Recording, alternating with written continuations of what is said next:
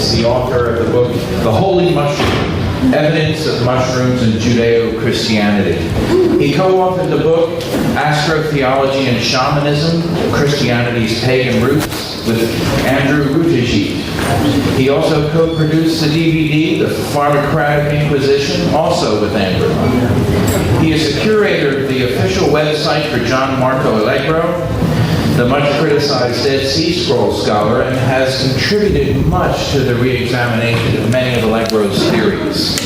He is the editor of the upcoming Ethnogenetics and Consciousness, a comprehensive overview of the psychedelic sciences, a 2-volume set of interviews with about 50 of the world's leading independent and academic researchers in psychedelic studies, scheduled for release in late 2011. Jan hosts the popular Gnostic Media podcast at www.gnosticmedia.com, a show that focuses on utilizing the ancient classical 7 liberal arts of the Trivium and the Quadrivium: grammar, logic, rhetoric, math, geometry, music, and astronomy, bringing together both leading independent and academic researchers to discuss the ancient mysteries, education, politics, economics, and much more. Ladies and gentlemen, Mr. Jan Irvin. Thank you.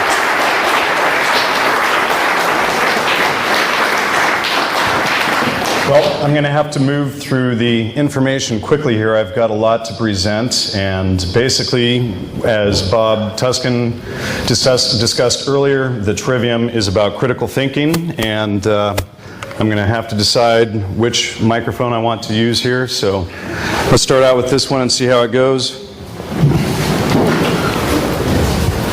And that is not clicking forward here. There we go. Okay, why are we here? Part 1. Literacy is a form of slavery until a systematic form of critical thinking is practiced by the reader. Now, many people may be offended by that statement, but we'll be quickly going into why that is so. There we go. Maybe I need to stand. Is there... Let me replace the battery. Like that.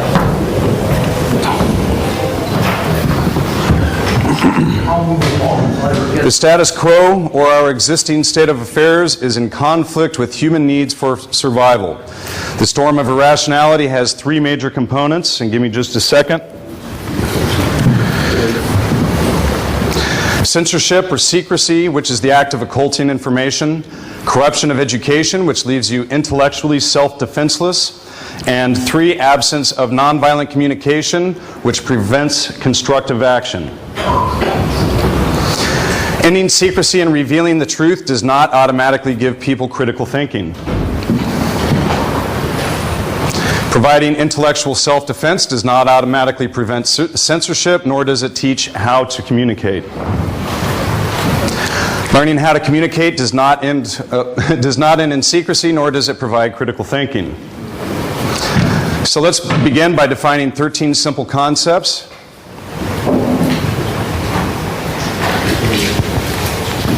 Number 1, axiom of non-aggression is the ethical stance which asserts that aggression is inherently illegitimate. Aggression is defined as the... Excuse me, I'm going to have to keep that bottle of water open. Oh, you skipped. Okay, there we go. Sorry. Okay. Aggression is defined as the initiation of physical force against persons or property, the threat of such or fraud upon persons or their property. In contrast to pacifism, the non-aggression principle does not preclude violent self-defense. The principle is a deontological or rule-based ethical stance.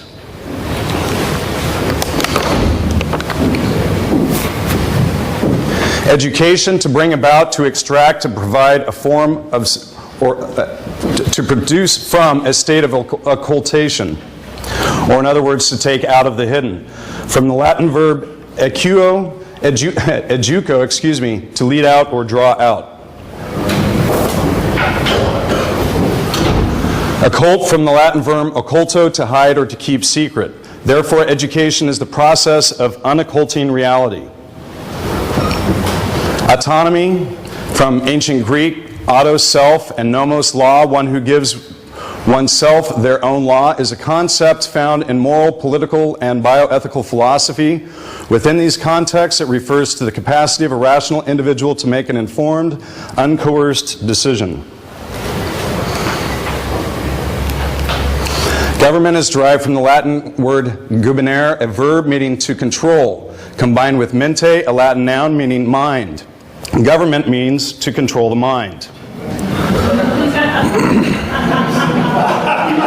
Cybernetics from the Greek, kybernetes, is a steersman, a governor, pilot, rudder, the same root as government, a broad field of study which includes equations to control human behavior via language. In other words, if the purpose of government is to control the mind, cybernetics would be the instruction manual on how to control your mind. And this will mean more when we get into Norbert Wiener in probably about 20 or 30 minutes. Conspiracy from the Latin verb conspire. To conspire is the act of occulting information in order to prey on those who have been denied access to the same set of useful information.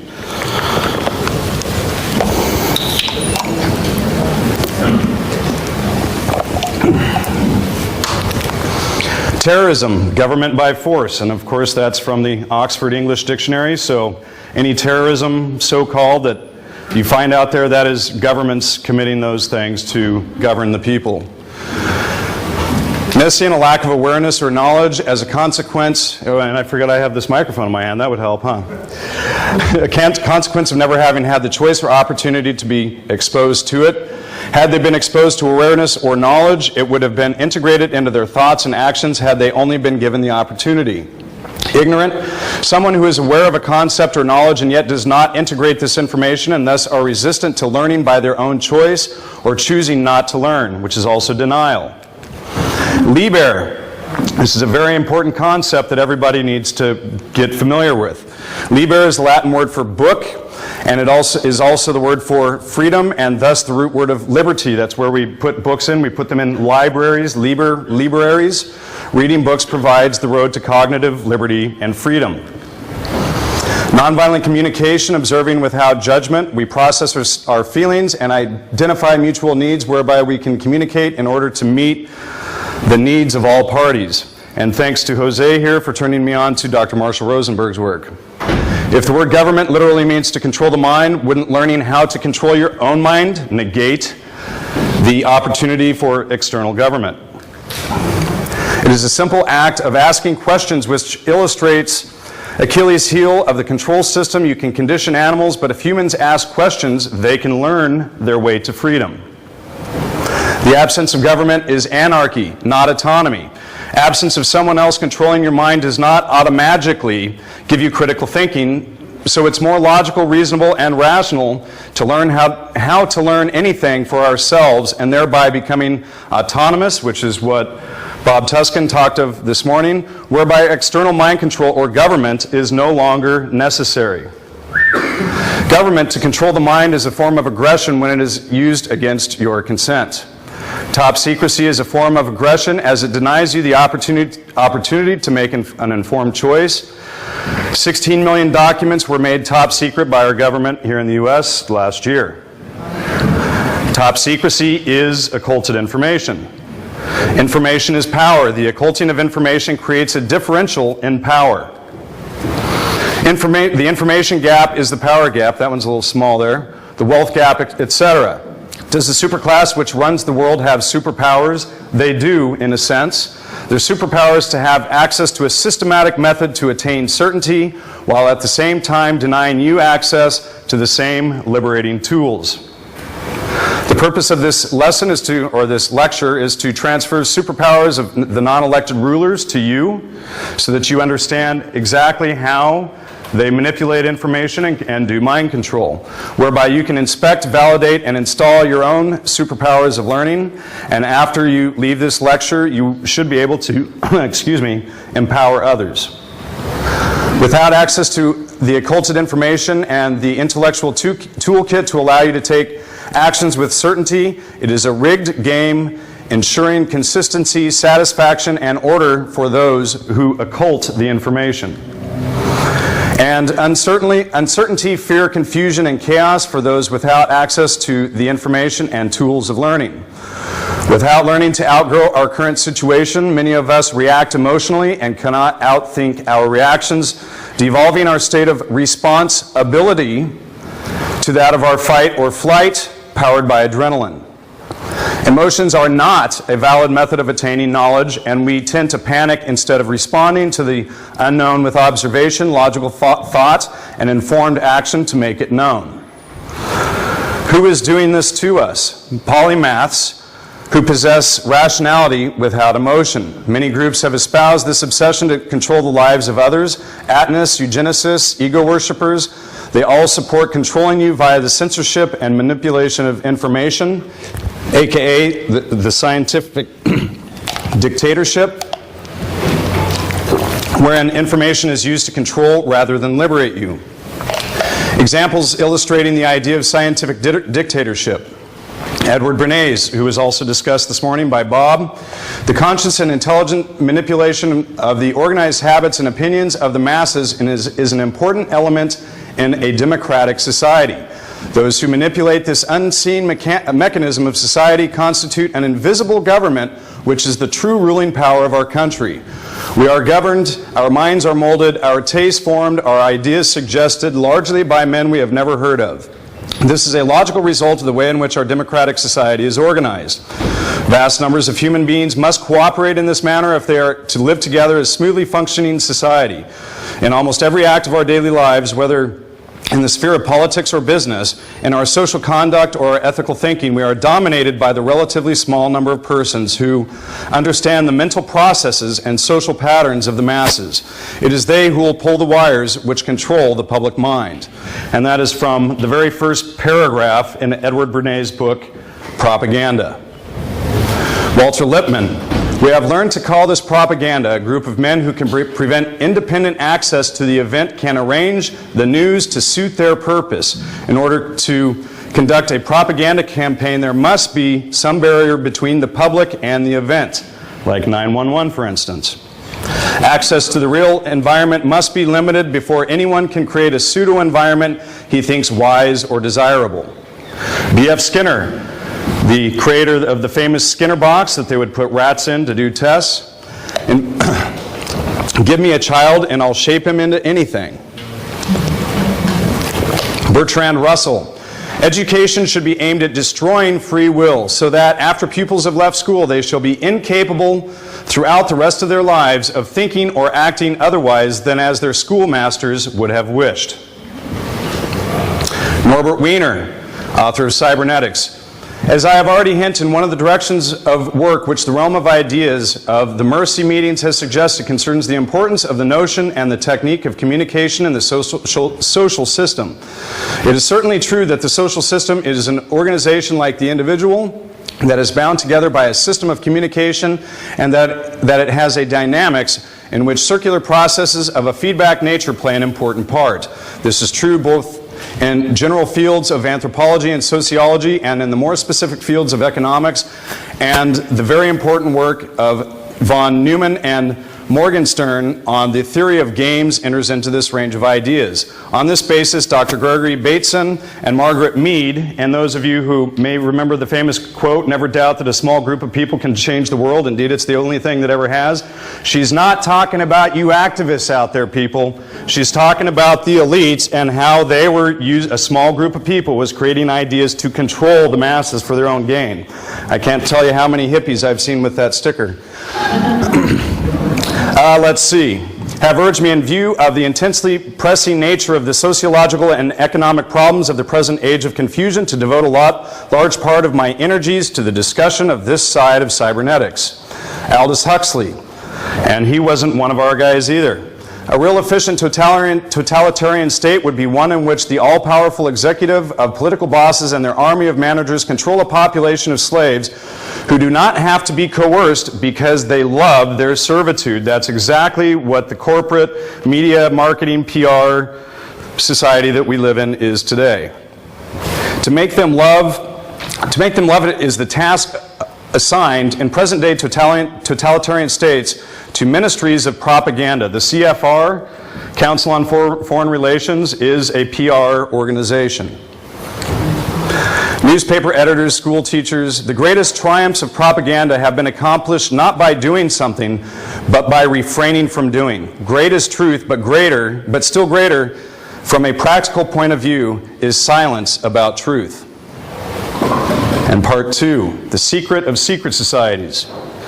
There are many artifacts which illustrate that the craft of Masonry is much older than its public eruption in Great Britain in the 1700s. The Wood manuscript, circa 1610, begins by proclaiming that Masonry has always been associated with grammar, rhetoric, logic, arithmetic, geometry, music, and astronomy. And I'll point out that that presentation is actually out of order, which is very important for all of you to realize. It is always grammar, logic, rhetoric, arithmetic, geometry, music, and astronomy. It is very important for the elites to mix the proper order up so that people cannot free their minds. This is an unmistakable reference to the 7 liberal arts composed of the Trivium, which is grammar, logic, and rhetoric, and the Quadrivium, which is arithmetic, geometry, music, and astronomy. And these are the ancient mystery arts. And these ancient subjects lost to the Christian world during the Dark Ages and preserved in the Middle East by Arab scholars until the Crusades. Albert Pike's magnum opus, Morals and Dogma, on page 861, proclaims that the royal secret of the Sublime Prince is found in the understanding of the Pythagorean triangle, which I meant to show at the beginning of the lecture, but I forgot to put it in the slide, so my apologies. It's basically a triangle with 5, 3, 4 on either side, the 5 representing the 5 senses, the 3 representing the trivium, grammar, logic, and rhetoric, and the 4 representing the quadrivium, math, geometry, music, and astronomy. In observing with our 5 senses, we process this input using the trivium and quantify our reality using number in its many forms via the quadrivium as a measure of understanding.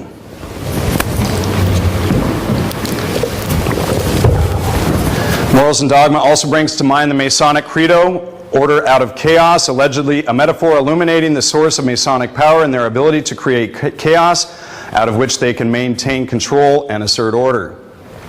Learning is the process of establishing order over chaos, or the method of transmuting chaos into order using the 3 steps of the trivium. The method of transmuting order out of chaos is only evil if it is held by one side and used against the other. This is the consequence of occulting of useful tools of learning. By reintroducing these concepts to those who are not in the secret societies and thus under no oaths of secrecy, we can effectively dissolve the power which the non-elected rulers use to assert their control over the masses, one mind at a time, without violating anyone's free will. The esoteric message of the symbols and words used by the perfectibilists, better known as the Illuminati, render even more interesting discoveries of learning. The owl represents a predator that can see in the dark while you cannot, referring to the fact that those in the society can see occulted information while you cannot. The triangle represents the Trinity, or 3-step process of systematic learning, and the quote, per me caesi vident, which that's bad slaughtering of Latin, which translates to, through me the blind become sighted. Likewise refers to the process of learning, a process which, if not shared equally, can be used as a weapon giving great power to the few and used to control the many. If the word light is derived from lux, might the process of shedding light be equated to unocculting of information, learning, or education? Might someone in the past have sought to cloak the power of learning by making others without access to the tools of learning to think that it is evil or even an adversary, so as to use fear to prevent others from making meaningful discoveries and sharing knowledge with others?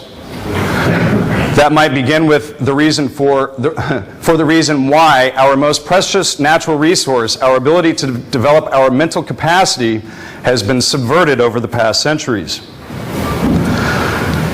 Now that we know that A, there is a method to learning anything, and B, that the method has been occulted and held as a primary secret of the secret societies because they can prevent you from learning likewise, giving them a favorable advantage in power differential or leverage.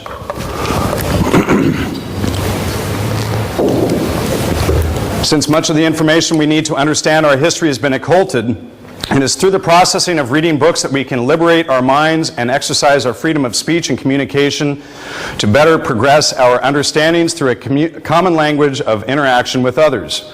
This is the process by which as individuals we help each other to free our minds. All learning begins with an observation, and if our curiosity is healthy and hasn't been poisoned by our questioning of that observation, leads us to learn our way forward by asking substantial questions and finding valid answers.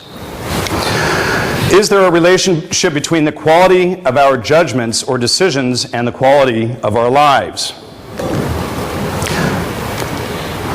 If you observe that there is a direct relationship between the quality of your judgments and the quality of your life, then the question becomes, what is the method by which you can improve the quality of your judgments and decisions?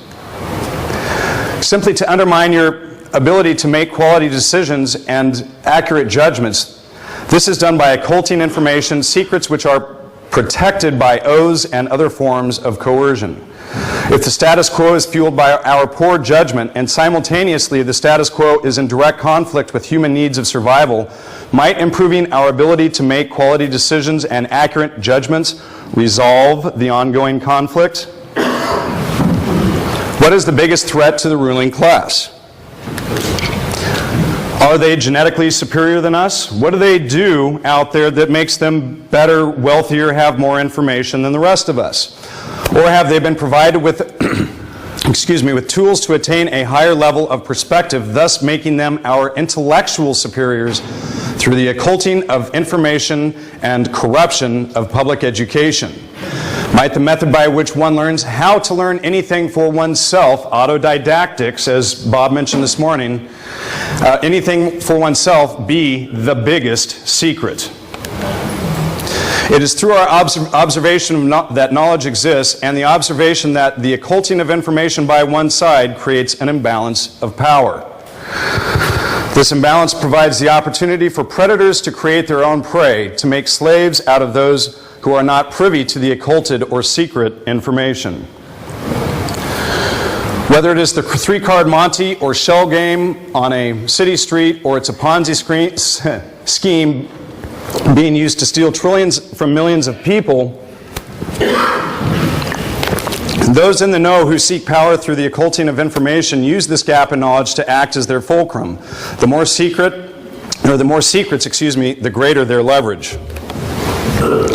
How do you know if you're being fooled?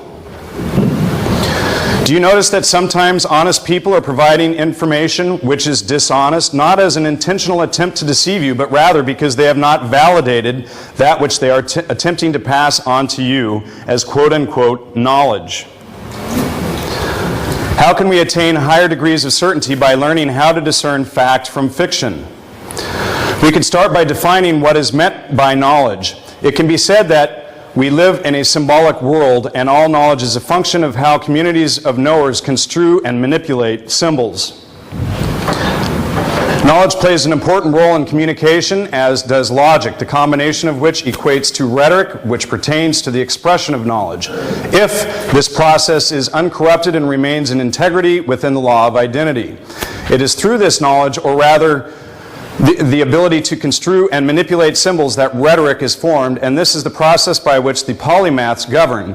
And in that realization, one might recognize the concepts which embody those who govern. All knowledge starts with observation through the five senses. This is the genesis of thinking, and as Bob quoted Erica Goldson this morning, if you're not thinking through a process, are you really thinking at all? This is the genesis of thinking as a process of identification to validate the contents which we store as memory. It has been said that judgment without observation is the epitome of ignorance, while observation without judgment is the epitome of wisdom. But why is observation without judgment so important? Because in order to reach a point of decision or judgment, one has to think as a method to get there. And observation is not the end result of judgment. Rather, it is the starting point for thinking to occur. What is thinking but an ongoing process of achieving identification and the process of inferring these identifications into a body of logically connected knowledge? Is the world governed by people who are our intellectual inferiors? Certainly not. What creates an opportunity for a con man to take advantage of his prey? Thinking is the process of asking the questions who, what, when, where, why, and how. We've all heard these. That's it. It's really simple. Finding valid answers whereby you can make an informed decision or accurate judgment.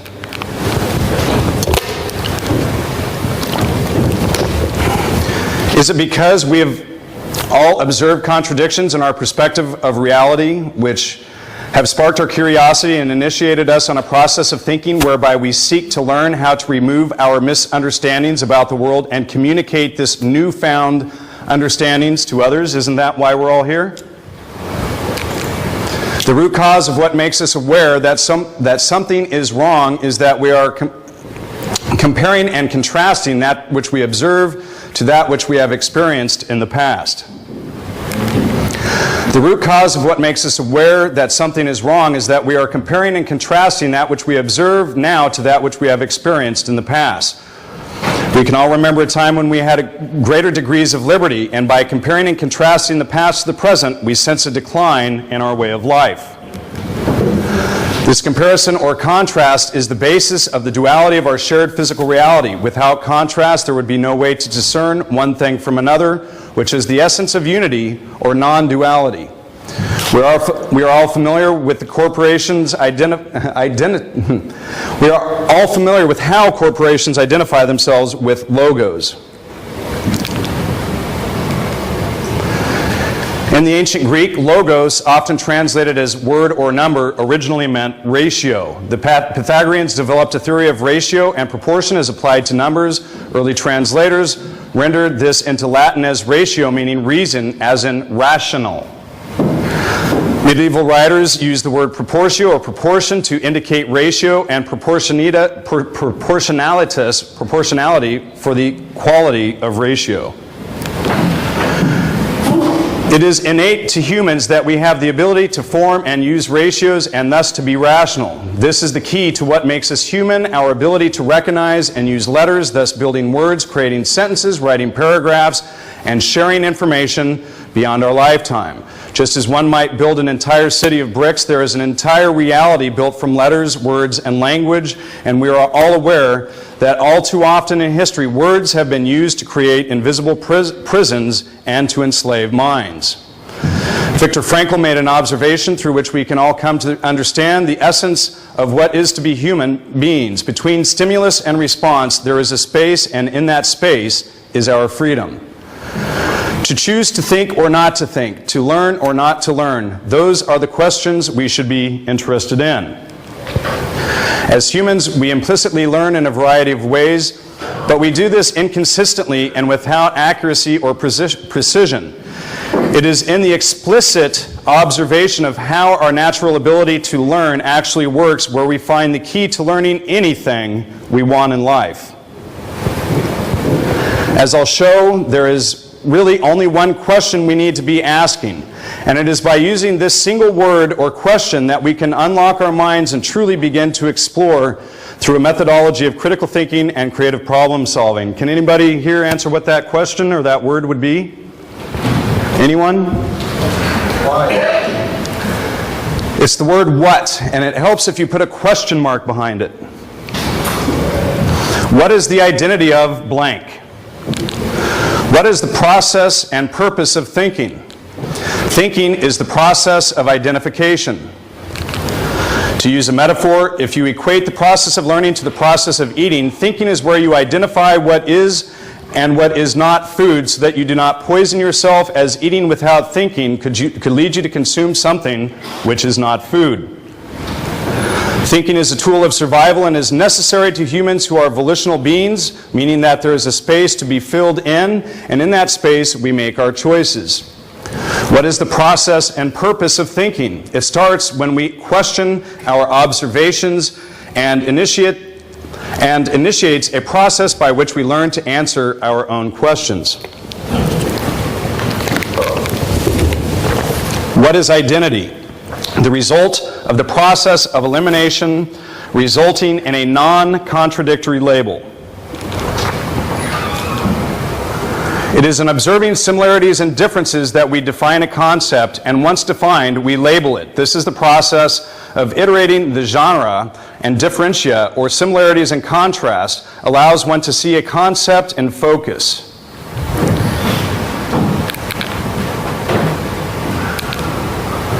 Once a concept is defined or labeled, it can be further identified by asking who, what, where, when, why, and how. We all know these questions as the 5 W's plus how, questions which should be answered in a quality piece of journalism. But in reality, there is only one question, as I mentioned, asked in 6 different ways. Who translates as what is the identity of the person involved? What translates as what is the identity of the subject, concept, or topic involved? Like, this is the topic of the Trivium. My name is Irvin. We're here in Philadelphia at the Ruba Hall. So now we have an identity without contradiction. Where? And I just answer that, Ruba Hall. Translates as what is the identity of the location or place? When? Now. What is the identity of the time? Why translates as what is the identity of the cause? How translates as what is the identity of the means or process? It is in asking the question, what is the identity of blank, that thinking takes place. As it is the process of grasping identification, and this is logic. Logic is the art of non-contradictory identification. This is the essence of human communication, and being that we've all been deprived of it, it is no wonder that we're all here looking for something, and now we can identify what that is.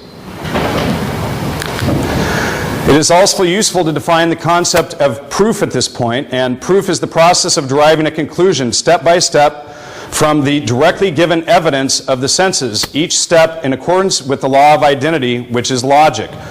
Once concepts are mutually defined, communication becomes much more efficient and effective. In essence, any agreed upon definition acts as a common ground for successful communication. If you are attempting to communicate with someone and cannot agree on common definitions, communication cannot take place. This is the basis of irrationality. If identities cannot be defined, logic is not present, and the conversation is apparently about nothing. If there is a failure to communicate, it is likely that there is a contradiction in identification, where reaffirming mutual agreement on definitions or identification will most likely remedy the situation. This is the common thread between humans and computers, and why we can use computers to communicate. The way I'm communicating with you right now is identical to how computers communicate in a excuse me, without the hiccups. In a technological sense, we all speak in code, and if you have the decoder, in this case, English, you can understand what I'm saying, but guess what? If you have Chinese or German out there and I'm speaking English, we're not getting the same code unless you have more codes. And even if you have to look up, you can understand what I'm saying even if you have to look up the words. A code is defined as communication between an encoder, a writer or speaker, that's me, and a decoder, reader or listener, the audience, that's you, using agreed upon symbols, in this case the English alphabet and English language and an English dictionary. The essence of communication, and this is by Claude Shannon, the source transmitter, and what happens, you get communication coming across this way from me to you guys, the audience. Then we have noise in the middle, like the sound of the fan in the middle there from the projector. That's a little bit of a noise source there.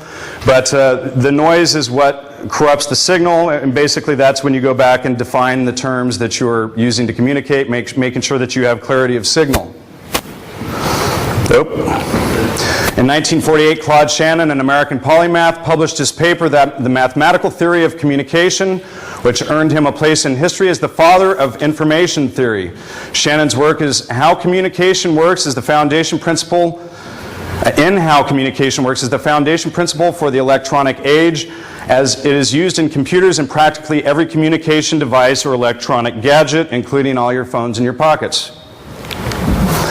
It is in recognizing the input, processing, and output pattern that we can learn how our own processes of communication is undermined. You have an idea, you express it, and the person to whom you're speaking looks as if your message has been lost in translation. If you agree on the definitions, i.e. the coded language used to transmit the message, whether in English or binary code, the next step would be to identify the source of noise in the message, specifically identifying that which is the message and that which is not. This is the logical processing.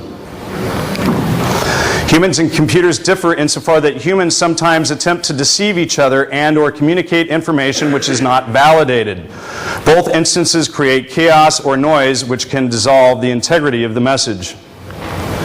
A fallacy is an error in our logical thinking process. The word fallacy derives from the Latin fallare, to deceive. A fallacy is an error in our logical thinking process. The word, got copied twice there. If someone is unaware of the myriad of fallacies in existence, their use, if recognized by you, might be construed as innocent. If someone is knowledgeable about the fallacies and is attempting to deceive you by using them, if recognized by you, can be addressed, and you can avoid taking in toxic information and filing it into your memory as truth. However, when so much information is held secret and so many fables are therefore circulated as truth, it is hard to achieve a clear focus on reality. Thinking is the process of bringing our mind into focus on the subject or concept to be identified. So what would happen if the properties of identification are withheld from you, the public?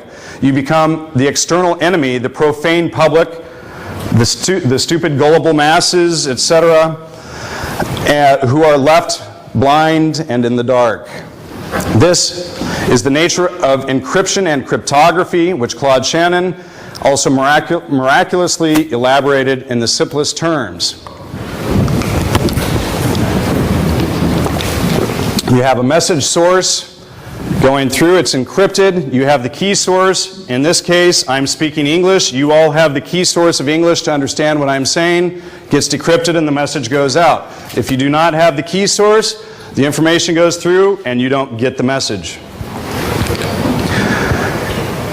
And Shannon also created communication secrecy systems method, which occults information, the key source, denying someone outside of the secret society the ability to read the messages. This is useful to understand as it is access to the key which enables the rest of us to decrypt our reality. Yes, the occulting of information is the encryption of our reality, and this will enable you to see some of the understandings related in films like The Matrix. If the world has been pulled over our eyes, then education is the process of getting back to reality.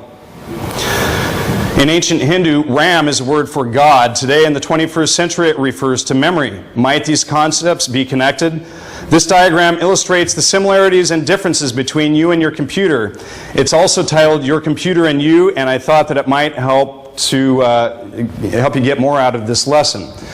So up at the top, we have the awareness of fraud. We have a virus scan, awareness of virus definitions, spam filters, awareness of fraudulent identity, logic processor or process of identification, hard drive or memory or storage, an output device, DVD, email, etc., what you transmit on to others. It is likely that we all have a computer, and like we just learned from Shannon, there are 3 basic steps to making it useful: 1 input, 2 processing, and 3 output. This cycle repeated consistently makes it a useful tool. Your computer, in the simplest terms, is a code or operating system which runs on a chip made of sand and stored as memory as rust on disk and might cost a few $1,000s.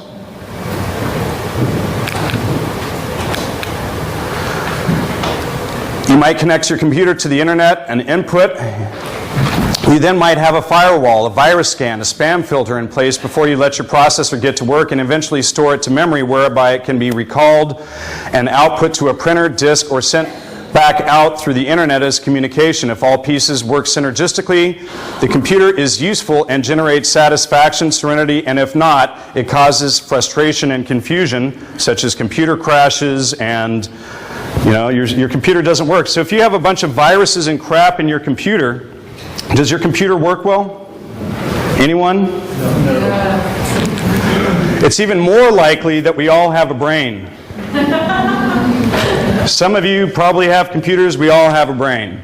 And like we just learned from Shannon, there are 3 basic steps to making it useful: input, processing, and output. This cycle, when likewise repeated consistently, makes our minds a useful tool. And if we don't have a system, what do we have? We can get viruses, spam, all kinds of junk, malware. So here we are again. Awareness of force or fraud, the firewall, is critical thinking.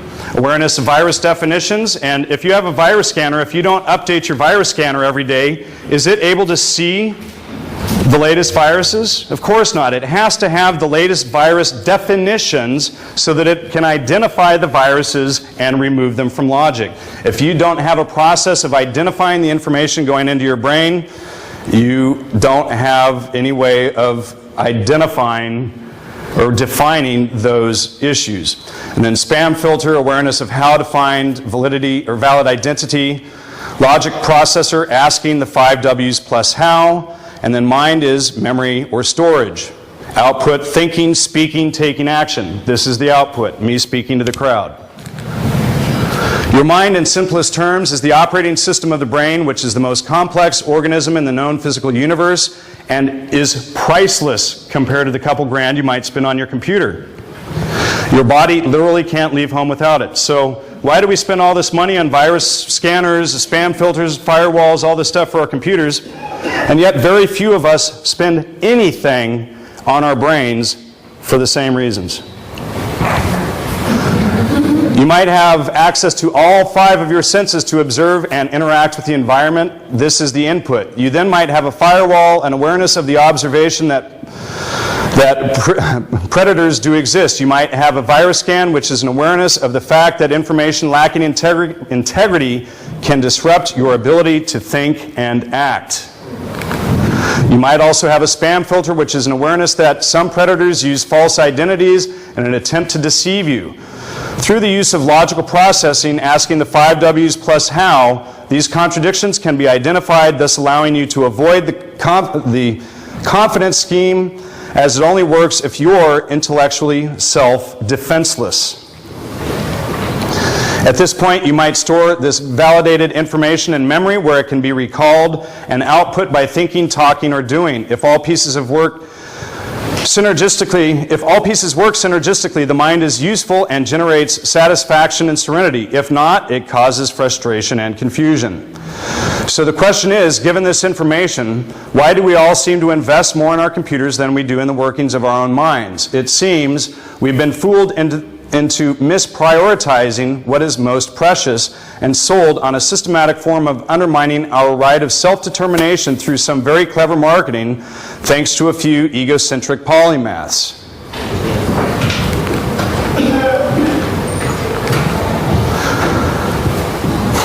When we fail to exercise our choice to think or not to think, we become our own oppressors. What happens if we do not have a firewall, virus scan, and spam filter running at all times? We lose our choice, as it is in these 3 steps wherein we evaluate and assert our decisions. It is in the turning off of our awareness through the false creation or attribution of trust whereby we become controlled, literally.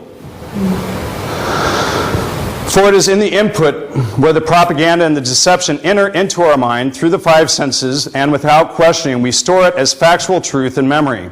Our choice is self-usurped and outsourced to whatever input we are exposed to, because we have lost the curiosity to ask the big question, the big word, what?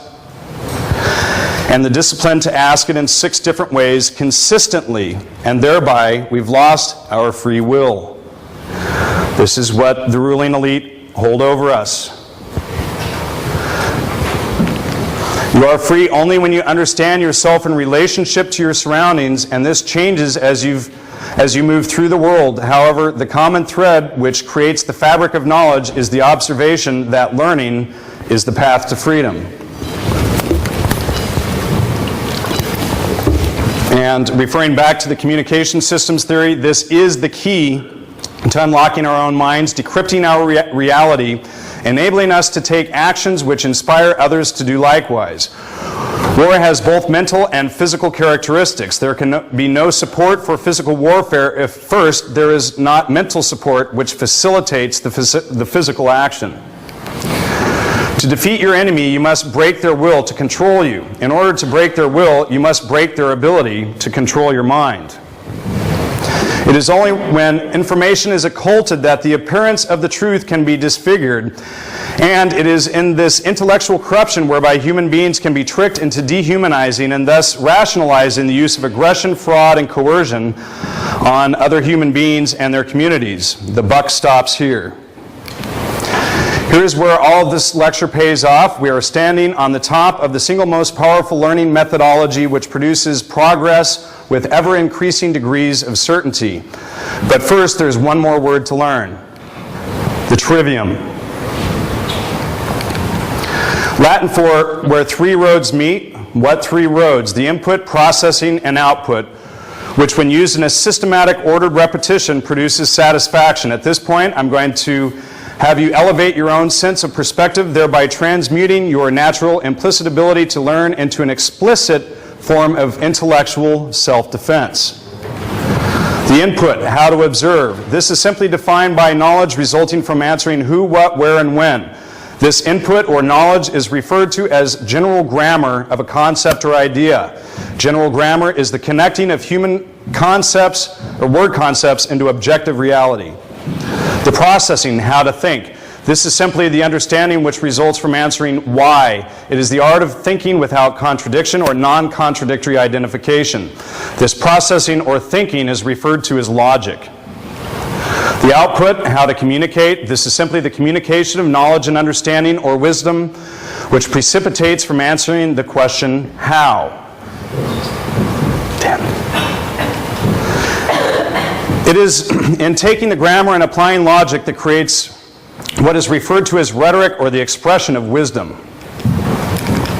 However, if an audience lacks intellectual self-defense and does not question the rhetoric they consume, they can soon be misled. This is why it is imperative that we, the people, become skilled in the art of using these three steps and this three-step process known as the Trivium method of critical thinking and creative problem solving. Whether referred to as input, processing, and output, or how to observe, how to think, how to communicate, or knowledge, understanding, and wisdom, or grammar, logic, and rhetoric, it's all referring to the identical, implicit, and natural process we all have as human beings. This is why it is removed from the public education system and preserved within the elite universities, mystery schools, and secret societies. It is the single secret which allows them to create and maintain power in the first place by amputating our curiosity and the ability to learn for ourselves, making us dependent on teachers in Pavlovian classrooms using Wundtian implementations of experimental psychology to condition us like Skinner's pigeons, where we can read just enough to be efficiently and effectively controlled.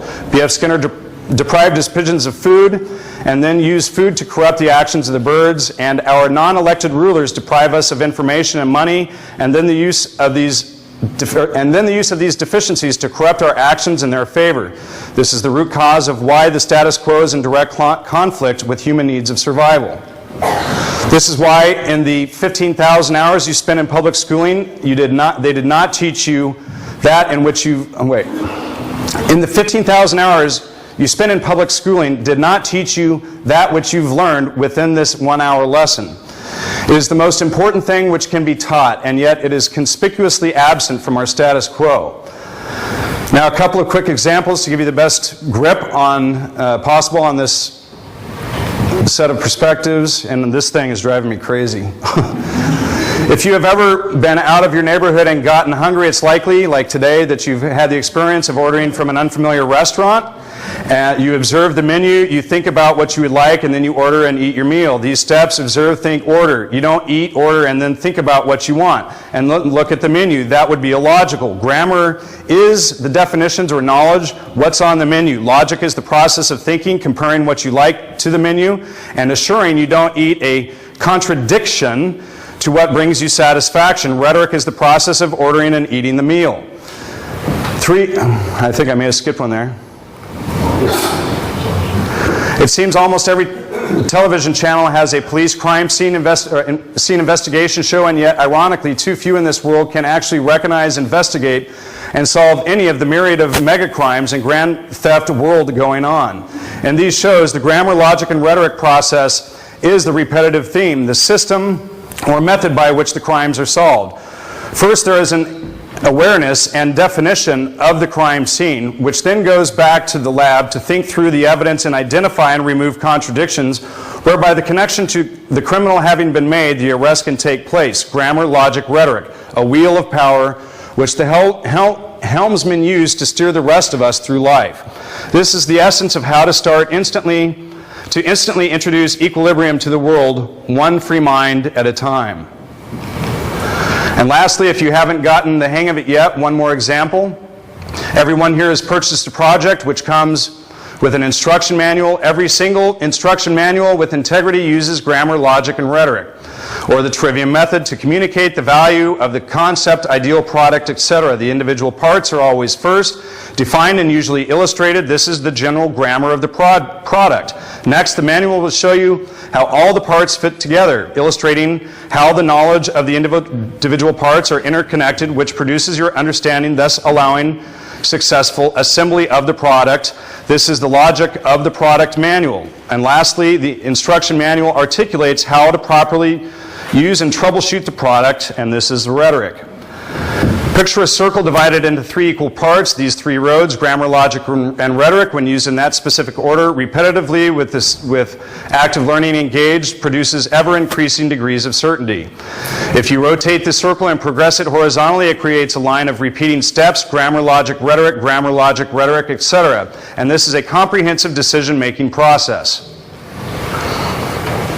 It is the process used to deceive all of us, to lock our own minds early in life as being deprived of this simple natural reflection of the human learning process. We accept whatever feels emotionally pleasant as truth, and that does not compute, if you'll excuse the irony. Critical thinking cannot be effectively taught in a curriculum, as it is a skill which results from the process of thinking and learning, and is driven by the grammar, logic, and rhetoric cycle of observation, thought, and action. The purpose of grammar is to bring initial and consistent order to a body of knowledge. The purpose of logic is to extract understanding from the body of knowledge. Rhetoric is the cogent explanation of that body of knowledge, and if done effectively, this is known as teaching. When one realizes that they desire to change their environment, either as recognition of a problem or the inspiration of a new creation or improvement, the learning process is necessary. This is why this use of our 5 senses, processed by the Trivium and integrated into our comprehension via the Quadrivium, is embodied in the famous 5-3-4 triangle of Pythagoras, which I forgot to put in there. One of the requirements to enter Plato's Academy was knowledge of geometry, which refers to Pythagoras and the fact that if you don't know how to learn anything for yourself by asking substantial questions and obtaining valid answers, you cannot possibly contribute or benefit to a school which operates on the prerequisite of autonomy or self-governance. And in ancient times, students were taught the Trivium at home by their parents as a prerequisite before admission into the universities. Now you know why the secret societies, including the Brothers Masons and Illuminati, conceal this secret from the public, because any single person who understands what I'm saying or can learn to understand what I'm saying is now impervious to the control system. This learning process is a vaccination of information, inoculating you from predatory forces on this planet, specifically from those who use knowledge of how your mind works to undermine your thoughts, feelings, and actions. The hope exists in the simple fact that you can hear me, that you can work to grasp my meaning, and that with a little thinking, we can all begin to reflect the change we wish to see in the world, and thereby making this convergence of will a success long into the future. And problems cannot be solved at the same level of consciousness which created them.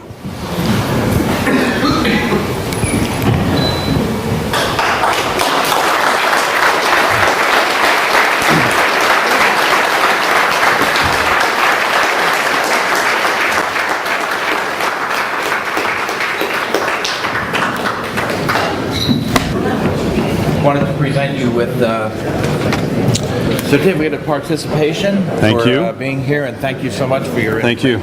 Appreciate it.